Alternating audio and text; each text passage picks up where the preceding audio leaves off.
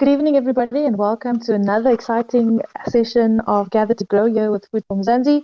My name is Dawn Numdu. I'm your host for the session, and I'm really excited about it. We have our speakers that are here. I think we're just waiting for one more speaker, and then I have my awesome co-host, Guguletu, who's joining me to talk about hemp versus marijuana, the ultimate guide for new farmers. Gugu, are you excited as I am for this phase? Hi, Dawn. Absolutely. I'm so excited. Hemp, marijuana, weed is the new buzzword, and I'm really excited for our guest speakers to really share some insights on opportunities we as young aspiring farmers have.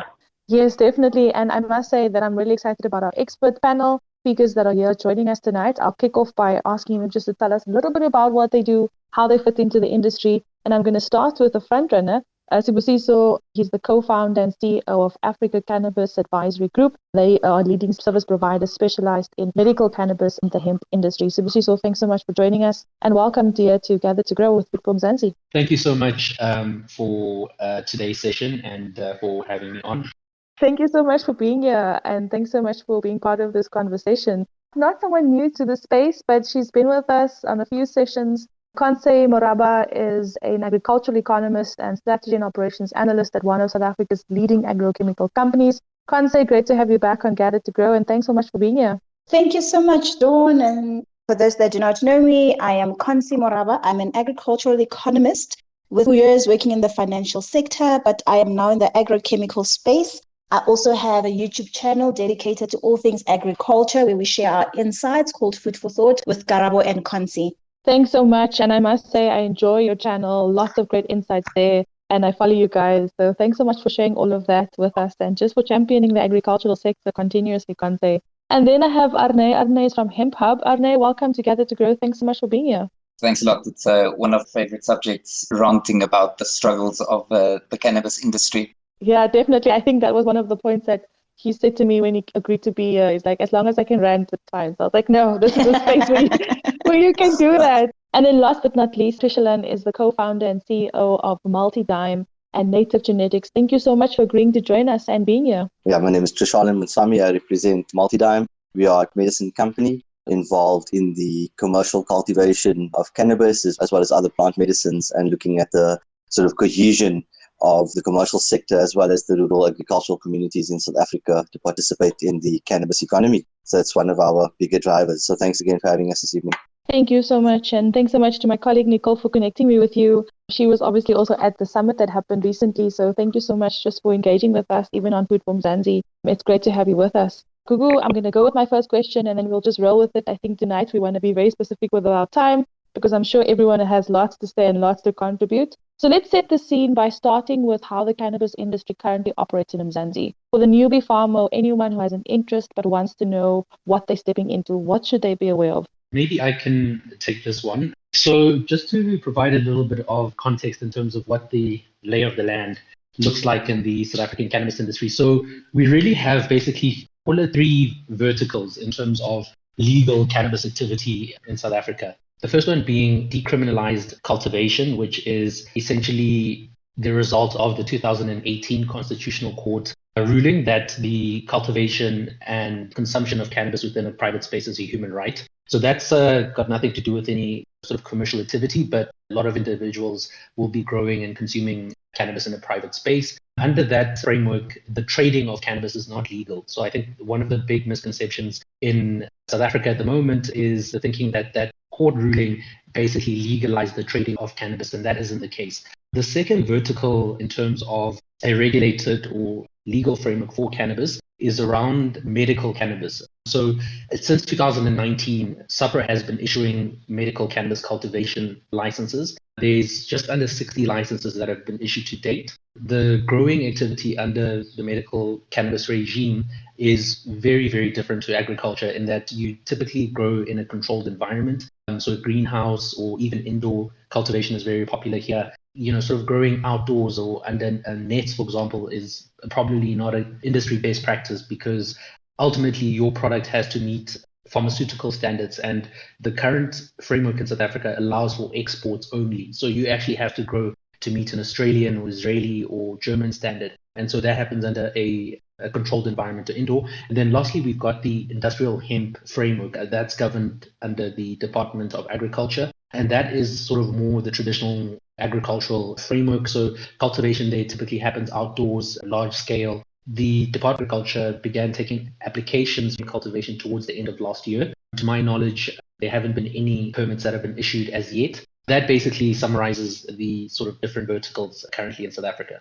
Great stuff. Thank you so much, Luciso. Sounds very, very interesting. There is an interest in obviously CBD and it's continuing to grow. And there's a lot of available different hemp CBD products that we are now actually seeing in the market. But a factor that I think often confuses a lot of people is whether cannabis, CBD, in the products that we are seeing in the shops come from hemp or cannabis.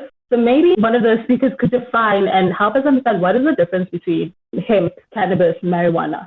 The actual difference between hemp and marijuana is purely arbitrary. It was a limit to the psychoactive constituent, THC, that first the European Union set and then Canada followed suit. Generally, it's about 0.2 to 0.3% THC in the actual material, but how it's spoken about, hemp is only for industrial purposes. So if you want CBD, if you get it from Europe, you're likely getting it from hemp. If you're getting it from North America, you're likely getting it from quote-unquote marijuana. It's all cannabis. The elephant in the room is, of course, Chinese CBD, and they blur the line between hemp and marijuana even further by using these naturally occurring plants, sometimes not, in a gray area of the law, but government condoned. And it's estimated about 50% of CBD does in fact come from China. And then it goes through a whitewashing process through either of the two Western continents. So then why would anyone, especially farmers, because I know there's a lot of farmers on the space, why would anyone consider CBD? What's in cannabis? What's in it for us in terms of the market? I will be very honest with you and very blunt. Pursuing CBD in the South African context is only for a very few select companies. There is such a global production. For example, US companies have literally stockpiles of the stuff. If you want to go into the cannabis market, be very careful of going into CBD because you need to bring something quite spectacular to market in order to compete, at least internationally. We need to find things that work for South Africa. And CBD, the market has been one. Currently, you can get CBD, for only a few thousand rand a kilo from 300,000 rand in 2015. So I would definitely suggest do not look at CBD. Look at industrial purposes. Look at medical or recreational dacha.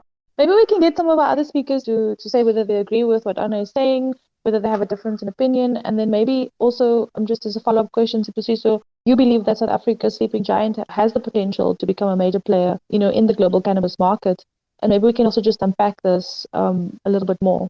I definitely, on his points, the CBD market CBD was very much the compound within cannabis that pretty much led the way in terms of legalization. So America in 2018 legalized the cultivation of hemp for CBD, and a number of European countries are also very active. So the pricing over the last 3 years has probably collapsed by 80 to 90%. I definitely second that.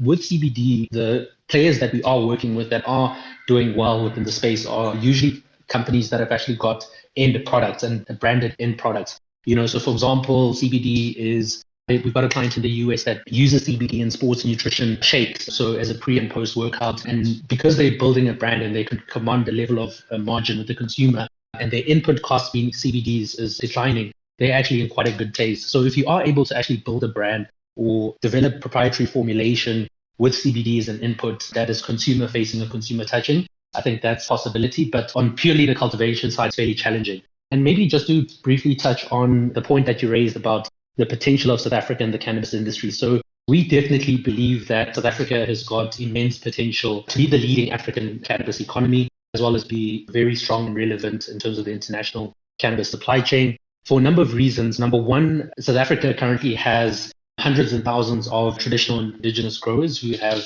developed expertise around cannabis cultivation, different strains, etc. So in a legal framework, we can tap a lot of that expertise and skills to really sort of drive product development and so forth. And that also comes in terms of local strains or landrace strains that are unique to South Africa. Number two, South Africa has got as everyone knows, a very strong agricultural industry with strong international offtake and credibility. as well as a strong pharmaceutical industry. And both of those together form a very good foundation in terms of expertise, capital, infrastructure that can support South Africa as a global cannabis player.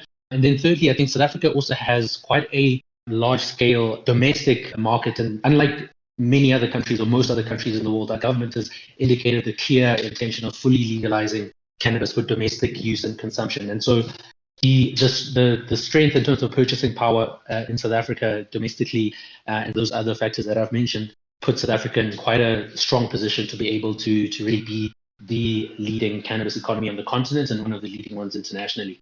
Kansa, I see you want to unmute there. Would you like to contribute? Yes, just to add on what Spusiso and Andres said, there are real opportunities for entrepreneurs in this sector. I mean, this includes not just limited to the cultivation and the production, but when you're thinking hydroponics, if you're going to go and producing, especially industrial hemp, if you're going in that line, textiles, the environmentally friendly plastics, we're looking at chemicals, you're looking at new strand developments, you're looking at seed distribution, seed development, logistics, transport. So from an economic point of view, the industry is really like untapped, and there's a plateau of opportunities that can open if it is industrialized, like the president has mentioned at the SONA address, as well as the legal and the barriers to entries are taken care of. And also just to add to one of the important factors that Spusiso has highlighted, South Africa's climate is very, very favorable for production of cannabis, especially when you're looking at KZN. I mean, it is humid, it is warm, so this will actually have lower input costs in terms of production, unlike what we see in Canada, where most of the production is in the greenhouse or in tunnels. This, you can have like an open field production of hemp. In that aspect, there's definitely a scope to look into this market. Thanks so much, Kansa. Trish, would you maybe like to add something here? No, I agree with all of the speakers. I think all of the points were very relevant. For the last few years, there's been a big hype around the cannabis industry. And for those that have chosen to sort of spearhead it and be able to participate as a market, there have been a lot of sort of challenges, especially around governance and regulation. Obviously it's taken quite some time than how one would sort of commercialize the sector. And just very recently, the TTIC has asked SARS to create a cannabis tariff subcategory for South African Cannabis Customs Union, which would basically mean that... Hi, Dawn, did we lose Trishalan? I think we did, yes, Gugu. I was actually just hoping that I thought maybe it was just my side, but you can go ahead with your next question. I know that you wanted to contribute. Yeah, absolutely. I mean, this is really interesting. And, I know the government is also, actively pursuing the youth to really get involved in cannabis. What I need to understand now is that before I just ask you guys in terms of the production of cannabis, is the permit. As Spusiso did mention that, it is quite a headache. I know that you need a special permit to import the seeds. So you need like a permit from the Department of Agriculture for you to even start planting, right? And then I'm not sure if it also is applicable to South Africa, but in Canada, they need hemp farmers, need like permission to farm hemp and supply GPS of the corners of the hemp production area. So they want to see that, you're not growing hemp anywhere else.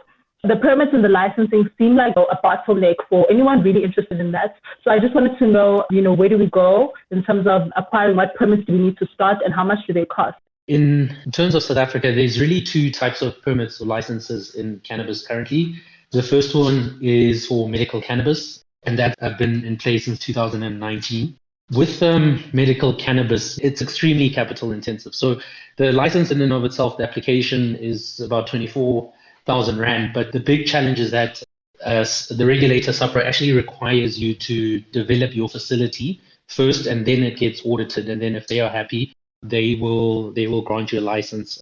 And typically the capital required to develop a facility that can sort of meet international standards and so forth is sort of a minimum of at least 10 million Rand. You can build cheaper facilities and probably get licensed, which is what a lot of people have done. But what they then find is that once they've started planting and growing, there's a whole host of challenges in terms of product consistency. That is an extremely capital intensive and difficult part. It's not impossible. There are a lot of young entrepreneurs in this process, and we work with quite a lot of them in terms of taking them through the entire process and raising capital and so forth. But it is extremely restrictive. I think one of the major efforts is sort of lobbying for this to be reorientated to allow it to be more accessible. And then secondly is the industrial hemp permits. And those are the ones that the Department of Agriculture began to take applications for at the end of last year. And those are a lot less capital intensive. I think it's a few hundred Rand to apply. But the big challenge there is that one of the requirements for you to actually get a permit is for you to have secured fencing around the property. Your cultivation area is 50 hectares. You can just imagine how expensive that will get in terms of that prerequisite for getting the capital. So those are the two main legal licensing / permit frameworks currently in South Africa. Thanks so much, Sibusiso. I think you've given us quite a bit to think about in terms of the costs that you'd need to keep in mind when wanting to start or enter the sector. Let's talk a bit about the marketing and advertising. Now, as I understand it, cannabis companies cannot reach the general public due to legislation around advertising and marketing. But how can farmers work around this? Any advice? And do you guys see this changing as things change in terms of the legalization and how the industry is moving? And I think that maybe you'd like to take this one or any of our speakers. Cannabinoid products fall under quite strict laws. CBD is the easiest to supply to market. But for the rest of it, the rest of the plant, at least industrially, you're welcome to advertise and market as you please. I'm talking about seeds, I'm talking about the woody biomass, so fibers and shivs. With CBD, you can pretty much advertise openly as long as it obviously meets legal requirements. Biggest struggle is on social media networks who still frown a lot on cannabis marketing, and they often include CBD in that. But we are not as restricted as what Canada is, for example, or at least what the cannabis companies in Canada claim they are.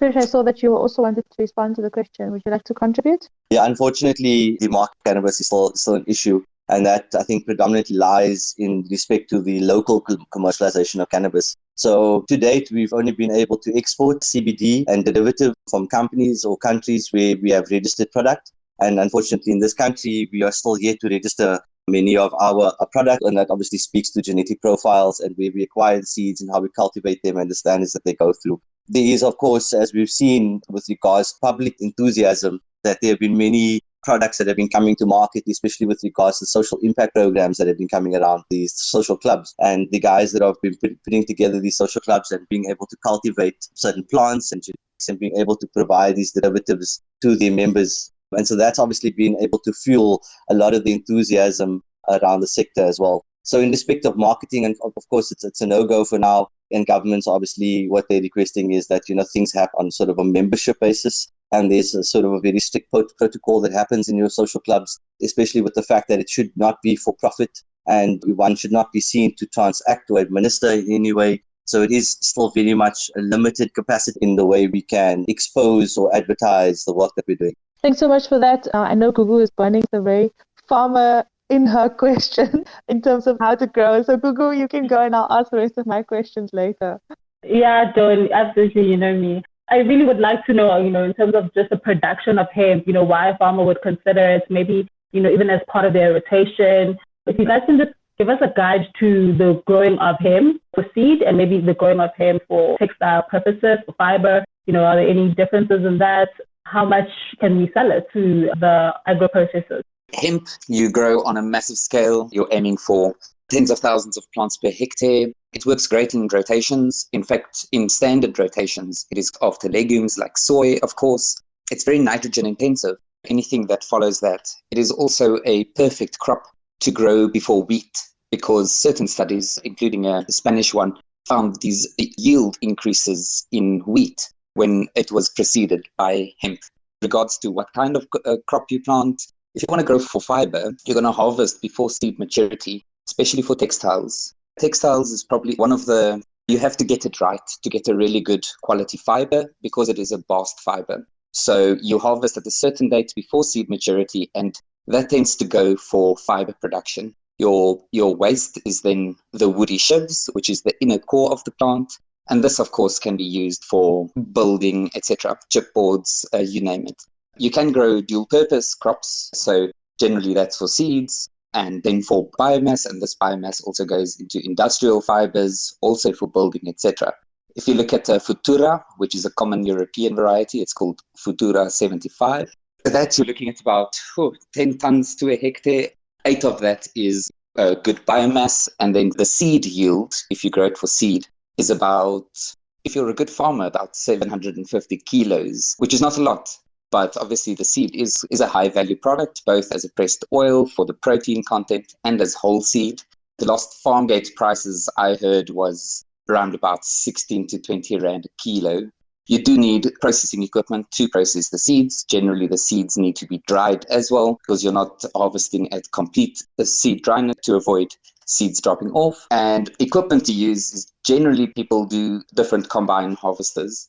They will put a maize cutter on a wheat header, for example. So custom machines, and then several manufacturers, including Claas, have made these hemp-specific harvesters. I do also just have to add the caveat that hemp production and just cannabis production in general is very nuanced. So it depends on what you want to grow for, how you are going to grow that plant.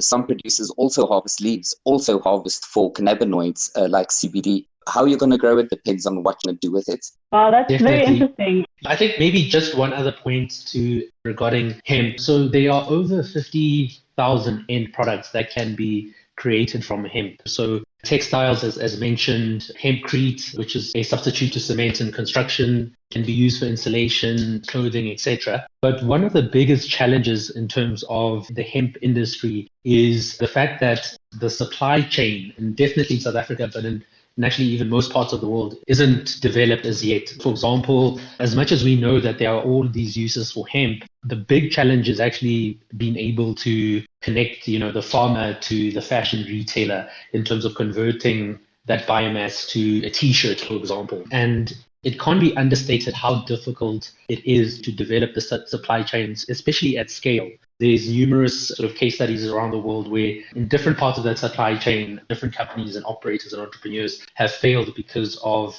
various reasons, but a lot of it has to do with sort of the sequencing of how the supply chain is developed. And to the point made earlier, what I'll term attention to detail in terms of getting the right type of biomass for the end use. For me, that's the biggest challenge that lies ahead for South Africa in terms of developing the hemp industry. I completely agree with Sibusiso. Just because this massive potential market doesn't mean the potential is there yet. The most logical, the most obvious way to approach hemp is to use it as an ingredient in pre-existing supply chains. For example, paper. In the craft process of making paper, you can substitute 20% of the wood in that production process without changing a single thing. And suddenly, well, at least some Polish paper institute, something to that tune, they found that their yield of paper increased by around about 2.5%. So there's an existing supply chain. We are massive consumers of paper. I think South Africa goes through something like 2.5 million tons of paper products every year. We have world-renowned paper producers. There's a great supply chain and it's existing. We don't have to create a market from scratch. And the same goes for just substituting. Hempcrete is such a great building material, and activists have been moaning to government for years. This is what you need to use for RDP houses, for example. So either find something that links into an existing supply chain or something whose innovation is undeniable and will replace a lesser material for a purpose. I think the interesting thing now is that, is it safe to say that hemp is organic? And, with the organic market booming, can't we introduce hemp as such as an organic product on our own and then get into a whole value chain, because it requires a few or if any pesticides. It grows very quick. We all know that. And in some cases, actually in most cases, we know that, hemp kills some weeds. It purifies your soil. So it's such an advantageous crop to grow. I'm surprised why we're battling to create a purely hemp production line and value chain. You are, of course, very right. And many cannabis varieties do not suffer many pests. There are a few notable ones. In my experience, growing a whole host of European hemp varieties, they are not as pest resistant as their, let's call it, their stronger counterparts. They suffer incredibly from things like aphids, from cotton bollworm. With regards to weeds, there's many trials that have just completely floundered because the hemp couldn't establish before weed pressure regained. Even though this is a commonly repeated maxim, it's not true for all cases, and especially not if we're growing these softer varieties that classify as hemp, at least as hemp in a Western sense. We'd be far better off growing Chinese varieties that have a more powerful cannabinoid profile. They are better suited to our country by far. They don't have excessive amounts of THC, so would not be the first choice for a recreational use or criminal intent. You have to be very careful on what variety you grow, especially if you want to grow organically, even though it's entirely possible. And that is a great market to be in. This is what has carried the hemp market all the way, is just the sustainability of it. The ability that it can clean up soils and we can capture carbon by the ton load every season. Once again, that nuance of cannabis means that this is not a rule as what it is often repeated as. One just has to look at the massive environmental impacts of cannabis production in places like California or Oregon, and just the energy used in, for example, Dutch cannabis production. Then, of course, there's many conventional farmers just growing industrial hemp, following very conventional pest protocols, because that works for them, number one, and two, that makes it economically viable for. Thanks so much, Arne. Dr. Ethel Perry, you can take the floor, and then just to contribute or have a question or maybe just to add to the conversation here on Gather to Grow. My background and research interests are in sustainable agriculture, particularly social, economic, and environmental sustainability. So my question is mostly around those small-scale farmers, especially the ones that we know mainly in the Eastern Cape that have been growing cannabis, not necessarily hemp. They've been growing marijuana for so many years. And what's the feeling of the panelists in the fact that with all the legislations, with the legalization on the growing of cannabis and how these farmers are actually sidelined? Me living in Stellenbosch and seeing the large farm spaces that the strawberry farmer has now decided that they, instead of growing strawberries, they're now going to be large-scale producers of cannabis because they've got the capital to have three-step security and all these other things that are required by the government. So what's the opinion of our panel members on this? Thanks so much, Dr. Perry. Great insight. You can go ahead, Arne. So I live in the Eastern Cape. I've spent many an hour in the very rural areas around Lusikisiki and the like. These people have been very proudly and fiercely growing cannabis as their bread-winning crop. I honestly don't think that people realize that we are literally speaking of tens of thousands of families dependent on this crop that have been traditionally growing it despite what are effectively apartheid laws. It doesn't take much of a Google search to realize that cannabis prohibition is fundamentally one of the last apartheid laws. For example, the Amapondu have been persecuted by the government, even so far as weed killers being sprayed over their homesteads, over their cows, over their children, over their maize, just to kill their traditional crop. And yet they are still growing. Today, they are starving once again because everybody's growing pot. So suddenly, no one wants to buy their landrace cannabis anymore because every guy and his best friend are growing indoors, etc. Whereas their landrace cannabis is particularly suited to a particular environment. It's been shaped by the natural forces in that Eden of theirs over centuries, as far as we know. And yet now they can't sell it. This doesn't mean that there isn't opportunity for them if government gets their act together. Instead of trying to westernize their production, why not modernize their production, incorporate a social upliftment into their cannabis production? Currently, everybody there, as far as I burns their hemp stalks, for example. They literally just burn it because what else do they do? This can be turned into industrial hemp products. You perhaps can't harvest textiles, but you can harvest biomass for the various processes. And they produce, our estimate is about every family produces about 200 kilos of seed just from their crops because it's all open grown. I don't know what the future holds, but I do know that there needs to be special attention paid to these farmers who have it as their birthright to grow cannabis, that have grown it despite being persecuted by an evil regime, despite subjected to chemical warfare effectively by the South African Police Service, despite their children still being arrested, still spending years in jail for transporting their crop, first on donkeys, then on everything from Avanzas and public buses to their markets, which tend to be the large informal settlements. They take these risks because this is the only thing that they grow successfully as a cash crop in those areas, and it's drying up, and no support is being given to these people except for telling them, oh, you should grow hemp. It's a tragedy that's unfolding in front of our eyes, and if we're not careful, these people will once again be left behind and just persecuted through bureaucracy, instead of now police spraying Roundup over their stock. And in preparation for this, Arne, I actually came across an article that we had covered specifically on this issue on Food from Mzansi, where the lawyer Ricky Stone said that he believes that this crop should be treated like any agricultural commodity, and this is the only way that you can really genuinely unlock its potential to humanity. And this is obviously representative of these farmers that you're referring to, the Amapondo cannabis farmers in the Eastern Cape. But yeah, I think there's so much to unpack and so much to talk about specifically on that topic. And I see that we have people who'd like to contribute.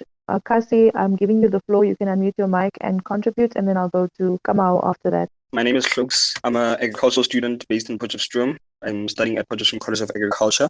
So I've just got 2 comments, and I'll try to be quick. I'm of a different view to our panel regarding specifically CBD.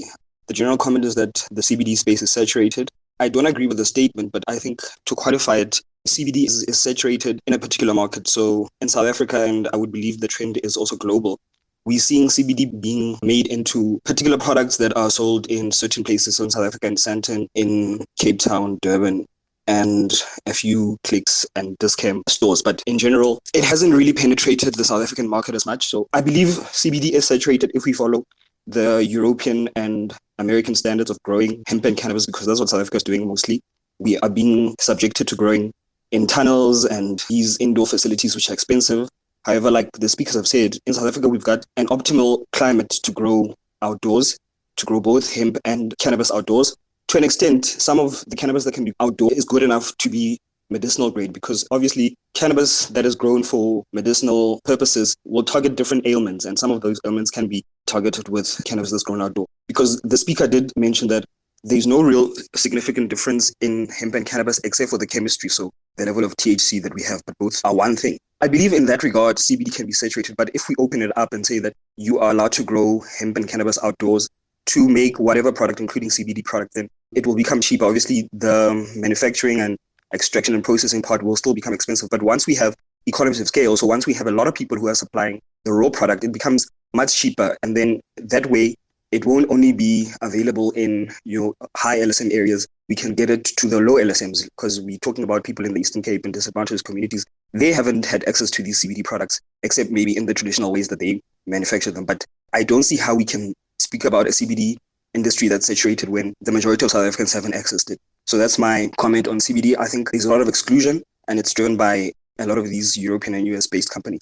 Guguletu, I believe, had a question about what farmers must do with regards to hemp. What are we going to do? Because Sbusiso was right. There's a lot of work that still needs to be done in the hemp industry. People have applied to grow. I know that the applications with the Department of Agriculture have closed as of the 31st of March because they're trying to take out permits. But a lot of people are interested in growing, don't even know what they're going to do. And there's a lot of value chain development that needs to be done. It's going to be expensive, from a cultivation all the way to processing to getting product to market point of view. So there's still a lot of work that still needs to be done in order to establish that industry. However, as a farmer, we can look inwards, because one of the things that we can do with hemp is animal feed. So obviously everything is cultivar specific. You have to do your research, look for seeds that will give you enough seeds or flour.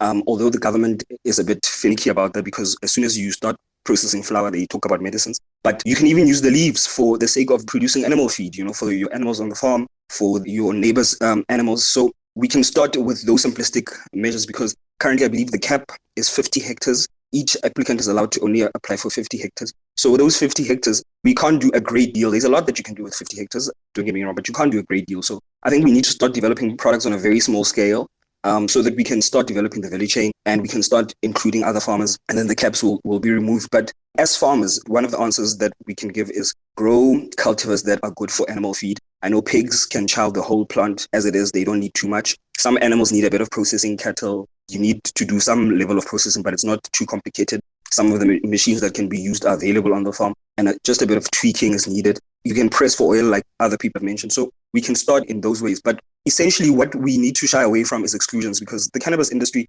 as it is going in South Africa currently, is very exclusionary, including even the private purpose model. Like Sbu said, that currently you can't sell cannabis for private consumption, but clubs are. They're operating under an NPC or NPO model, but they're making money. There's 18 clubs that belong to an institution called Grow in Africa. They're operating almost like businesses, and they're making money. They're making a profit. Obviously, they have certain objectives as NPC or NPOs, but at the end of the day, they are making money. So it all just speaks towards exclusion. If you can afford lawyers, if you can afford machines, if you can afford that, you can enter. If you can't afford, you can't enter, and we need to address those things as soon as possible. Thank you so much.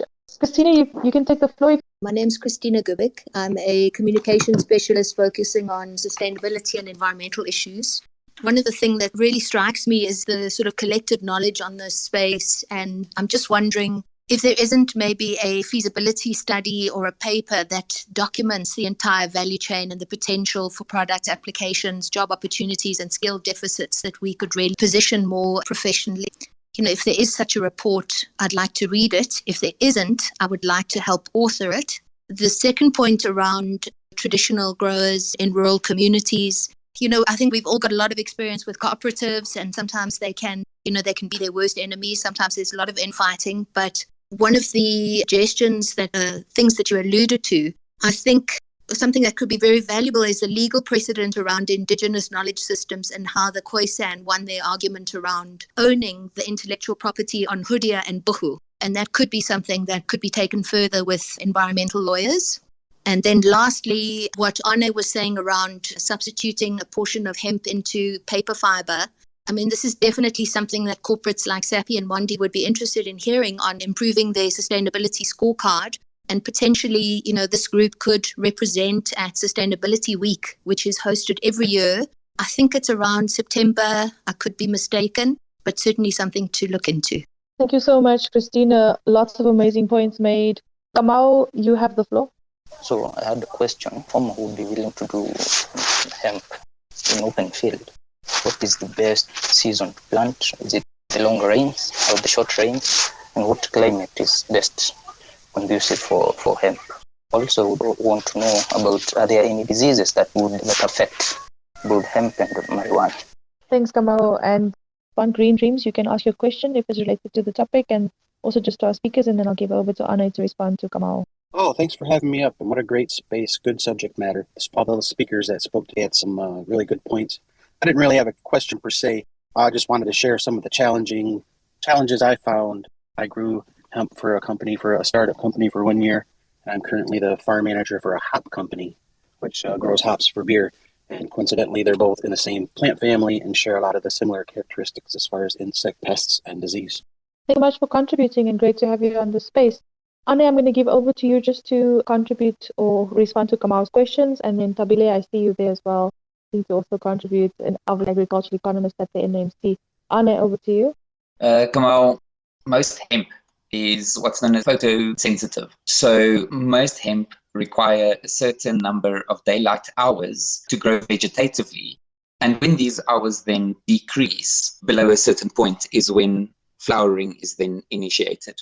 This is true for most hemp. There's no clear way to answer your question, but in the summer months, it's generally the best because of the long photo period, especially in open field. They want regular water as well. So if you're in a summer rain season, that's great. But my suggestion is to evaluate a lot of varieties to find one that is adapted to your situation, because every variety is going to respond differently. There's a really great Polish variety, for example, when grown in its homeland. I can't pronounce the name, which is why I don't mention it.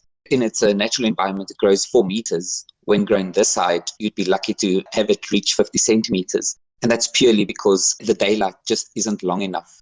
Because in the Northern Hemisphere, there's this much more distinct difference in daylight temperatures. The best place to grow these varieties would be the Western Cape. And then for the rest, I would honestly urge you to look at Asian varieties as close to 30 degrees latitude as possible. And even then, you are going to a few varieties and see what, if it falls outside of your rainy season, then you should look at the irrigation, of course. Thanks so much, Arne. Kamau, I hope that answers your question. Remember, we have a guide also being published on Food from Zanzi that has all this vital information for any new farmer, beginner farmer, or someone who wants to diversify into the specific commodity that will be published on Food from Zanzi. So please do check out and watch the space as well. Tabile, the floor is yours.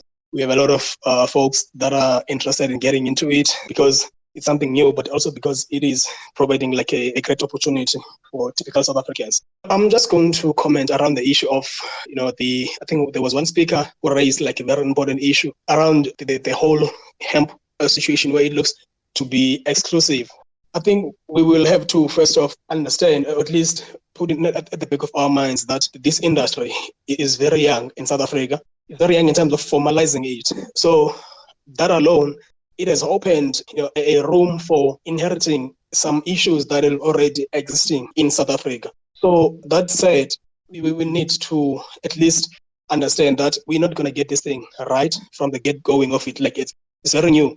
it is not going to be very easy to get it right. Now, in terms of speakers alluding to the issues of the spaces available for hemp and stuff, I think it depends first off as to what are you going to produce the crop for. From the developed countries, of which the South African industry will say it is geared towards to at least it has been formed to look like. It is very formalized in that sense, and as a result, it looks to be exclusive in its nature. And that is, of course, as I said, that we're not going to get it right. There are things that we're going to get right as we're progressing with it. Normally, from the countries that I've seen that at least follow what is going around the industry, is that it normally is produced not necessarily in a very large space. And of course, it goes back to what variety that you're going to produce and what is it that you're going to produce the product for. So if you are to look, for an example, for medical purposes, it normally does not need a very, very big space, because South Africa still have the issue of land, not necessarily for the hemp itself, but even for other crops that we are trying to get into our ordinary folks to get access to. It's not very easy. And from what I'm getting from the little information or literature that we have in South Africa around this, it looks like not everyone is going to be able to get into it for now. And also look into the provinces in terms of the climate that the product can be grown in. There's a speaker that produced something like that, said something around Western Cape. It takes some policies, of course, that make the environment very conducive for one to get into. So we see a model, or we get into a model that is going to be very, very useful, or at least to allow almost everyone to get into the space. I think then that's only when you're going to be able to see some progress. But for now, there's a lot of frustration. I know I'm coming from a province where hemp has been produced for over 100 years. Now, it has been there. I grew up, it was there, my forefathers and stuff. It is still there. But the issue of getting it in formalization part of it, that's where the issue is. So that's when I think we're going to have to get it right somehow. But of course, we're going to have to do a lot of research and follow to what other countries that have done it. We have our neighbor here next to us. Lesotho has been doing this thing excellently. But of course, even in Lesotho, the companies that invested in this are multinational companies overseas, meaning that the model that they've applied there, it is a model that was coming outside Lesotho per se. So that's why I was saying we're going to have to do a lot of reading around it just to observe a couple of things that other countries are doing right. And hopefully South Africa will be in a position to do that. But for now, it is not going to be very easy. As I was saying, that this whole marijuana hemp thing inherited some issues that we already have in South Africa from the agricultural industry and other industries supporting it. So it's not going to be easy, but I think there's hope for it. And I believe that colleagues or the farmers that would like to enter it, they should not despair. There's an opportunity for it. It can happen, but just that one needs to have, the right information, the right connection. You can do your research. Lesotho is very close to us. We can even go physically, even Swaziland, talk to folks and see how they've managed. Thank you so much. I'm so inspired, and really this has been such an eye-opener. And, kudos to our speakers, Dawn, for being pioneers in this, industry that has such potential, right, to really alleviate some of our country's issues. So for me, just really riding on Tabile's light at the end of the tunnel way. We understand that hemp, cannabis, and is cultivated primarily for industrial purposes. Everything is okay. There is an act that says that we are allowed to grow it. Great that we understand that. And we also do understand that, obviously, I think the bottleneck here is that, there's the transparency and the permits and traceability is something of the state's concern. Tabile touched on that. We have a lot of issues of, people being, addicted to marijuana, and we have a lot of social issues that come with weed and marijuana, being something that's kind of shunned upon.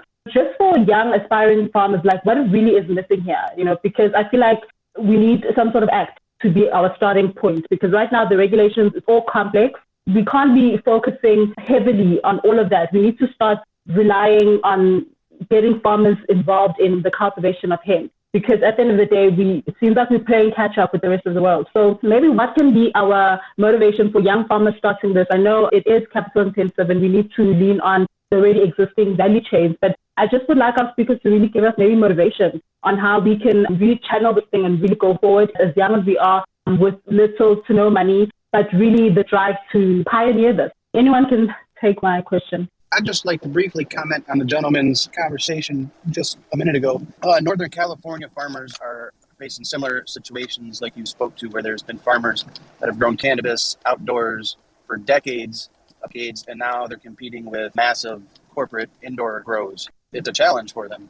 As far as hemp goes, with growing anything, if you don't have infrastructure to receive what you grow, then you really can't grow it. So what I'm saying is, if you're growing hemp for CBD extraction, The way you're going to grow it is similar to like an orchard where the spacing is like 5-foot rows, 5-foot spacing. And you're going to treat it more like a tree. And when you harvest, you're going to have to dry it, and then you're going to have to extract it, which is massive lab extraction equipment. If you're going the other way with textiles with hemp, again, you need a place to bring it after it's been initially processed and dried. So if I'm in Michigan in the USA, the closest hemp textile company is in Kentucky. I wouldn't make any money if I had to ship all my biomass by rail car. So it's kind of like the industry is so young because it's been under prohibition for 80 plus years, is that we're still trying to discover things, and we still have to put that infrastructure. And it's kind of like you can't put the cart before the horse, but at the same time you kind of need to. So it needs to kind of come together. Thanks so much for your contribution, Green Dreams. And I think it's amazing that we can, all gather to grow here internationally and, hear from people from all over the world. So I think that you wanted to contribute as well and just respond to Gugu's question. So I think the fascinating thing with cannabis is that cannabis is believed to be one of the first, if not the first, domesticated plant by human beings over 10,000 years ago in Asia. We've had essentially a 10,000-year relationship with cannabis. So everything from the flower being used for medicines and spiritual purposes and wellness, etc., to the material being used to effectively help industrialize the world over this period. And we know that both on the medicinal side, on the industrial side, the world that we live in where cannabis is reintegrated into society is a better world than we live in today. And so as young people and as entrepreneurs and people with energy and ambition and so forth, I think the destination in terms of cannabis in society is a huge motivation. We've mentioned a lot of the challenges that come with the cannabis industry at present, and over the next couple of months and years, a lot is going to change and it's going to become easier. But the ability to be part of that story and be an actor in kind of bringing cannabis back into society is, I think, almost a once-in-a-lifetime opportunity. For example, you think about the industrial applications of hemp. One thing that hasn't been quite mentioned is the fact that hemp actually has approximately a 4 times higher carbon dioxide absorption factor than other similar crops, which over time, we believe is going to fit into a credit sequestration model. And so for me personally, and I think for many people, especially young people that I know that are in this industry or looking to go into this industry, the biggest motivation is the impact that you can make in terms of building sustainable, let's say, hemp cultivation operations, or getting into the medical space to help people in terms of their health and as a substitute to pharmaceutical drugs, which can be extremely dangerous over long periods of time. I think the mission in terms of how much good we can do as young people in terms of putting our hearts and souls into building cannabis businesses and initiatives is pretty incredible. It's definitely, as mentioned, the industry is very much in its early stages and comes from an unfortunate history of it being categorized as an extremely dangerous, addictive substance that destroys people's lives. And we've seen that none of that is true. You look at a country like Canada, which has had a fully legal cannabis industry for almost 4 years, and use of hard drugs and so forth has actually, cannabis has had little to no impact, a decline from that perspective. So all these fears that are peddled around cannabis and what happens to society when it's freely available and so forth are being debunked because we've got real case studies across the world. So my parting words from that perspective would be, it's an opportunity to be part of a global movement that in 10, 15 years' time will look back and say, what an incredible contribution we've made in our communities, in our society, in our country, and in the world. For budding farmers, the advice is just to start small. Find a part of the plant that you really like and try plant the crop. Get yourself a few varieties. They are available if you know where to look. To grow for biomass, well, grow a small plot of hemp. If you don't sell it, it's not illegal. And the Constitutional Court has given us permission to grow for personal use. Grow some hemp. You can tell the officers that you're growing a house. Upskill yourself. Grow hemp on a small parcel if that's how you want to grow it. Familiarize yourself with the plant. Don't spend too much money if you don't know how to court investors. Just play with it. Upskill yourself. If you want to go into marijuana, do horticultural courses. Find out what other countries are doing with their cannabis production. If you do hemp, look at how it's grown. Look at what varieties might work for you, and definitely come to grips with what is needed to drive a economically feasible hemp farm. While we wait for government to get their act together, licensing will eventually ease because government will see that cannabis doesn't have this social impact that South Africa's favorite hobby, alcohol, has, that it actually has this potential. But what budding farmers need to do is familiarize themselves with how to grow the plant and how to partake in an industry and not just be able to grow the good, but actually play your part in it. As a warning, there is something in the industry called the hemp trap. And this hemp trap there's so much to do with this one plant that most budding entrepreneurs get lost in all the options. I mean, you are literally sport for choice. Be wary of this and try and focus your energy on one or two subsectors of this very useful plant, because otherwise your efforts are going to come to nil. Many of us, I think, in the industry have suffered this at one point or another, and many are still suffering it. Don't spread yourself too thinly. Grow the plant, find a good use for it, and buy that market. And wait and fight for government to bring in rational cannabis policies. Thanks so much. I think our speakers here have so much vital information.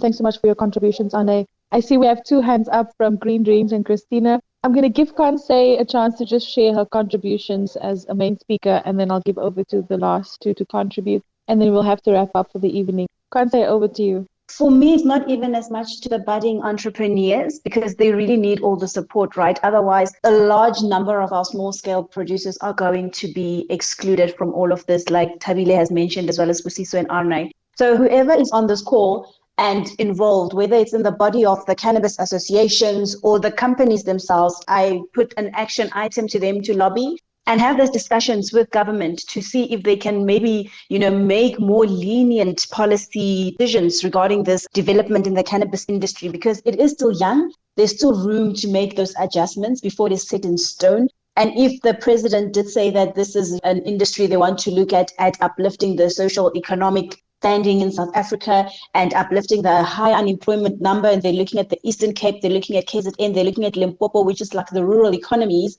then we need to include those people by having policies in place that are not excluding them. I mean, when I look at this licensing agreement and the costs, it's definitely too high of a cost and a barrier for them to enter the market. And I think about just financially also going to look for assistance from the institutions. This is definitely going to be an excluding factor.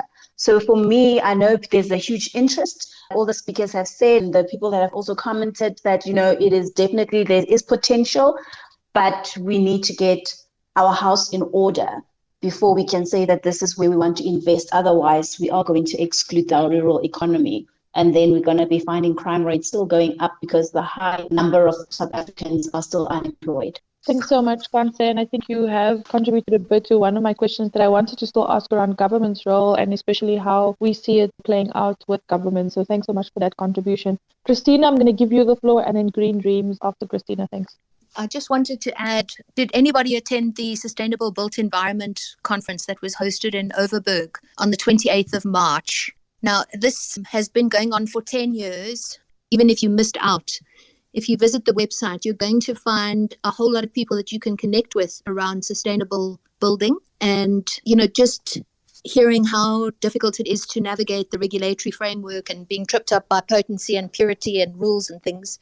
Hempcrete and building houses that are potentially carbon neutral and energy efficient and sustainable is certainly a need in South Africa. And I encourage you to go to, can't find the website now. I'll post it on my Twitter so you can look for it there. Thanks, Christina. And thanks so much for contributing and sharing on the space. Green Dreams, the floor is yours. Just get out and just grow a few seeds just to see how it grows. Just kind of see, the differences. It is variety specific depending on what you're growing for. One consideration is, as well as the textiles and for medicinal or recreational use, is growing for grain, for seed. Hemp seed is probably one of the most nutritious seeds on the planet. It's high in omega-3s and omega-6s. And you can press it for oil. You can just feed the seed cake, the leftover, to livestock. It just has many, many uses. So I just wanted to add that. And thank you for having this space. It was fantastic. Thanks, Green Dreams. And then maybe just a comment from Trish. Apologies, he had to cut because of his connectivity. But his last comment was just for anyone who wants to participate in the commercial sector. He says that the key point would be to know your buyer and your capacity to facilitate the expectations. So that's just his last comment as well. Of course, I'd like to thank all of our speakers for contributing tonight. It was absolutely amazing to hear from you, to, pick your brains, for you to share the knowledge and your experience in the industry so far. And I do hope, Gugu, that we can engage much further on this topic on later spaces beyond Gather to Grow, and just engage even more and just, figure out how new players in the game can really make the most of this industry and really, move with it as it's moving with us as well here in South Africa, but also internationally. Okay, thanks, Gugu, and thanks so much